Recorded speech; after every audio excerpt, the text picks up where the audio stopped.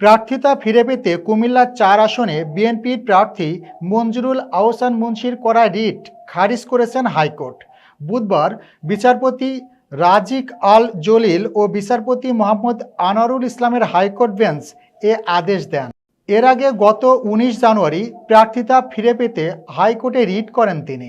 পরে ২০ জানুয়ারি রিটের শুনানির জন্য বুধবার ধার্য করা হয়। পরে নির্বাচন কমিশনের আইনজীবী মোহাম্মদ ফয়েজ বলেন, মঞ্জুরুল আহসান মুন্সি তার হলফনামায় ঋণের তথ্য গোপন করেছেন।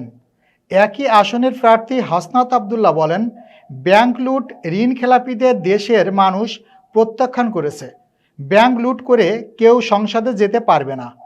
তিনি আরও বলেন, আইন বহির্ভূতভাবে যদি বিএনপির ঋণ খেলাপিদেরকে আপনি নির্বাচনে আনতে চান, তাহলে আওয়ামী লীগ কী দোষ করছে?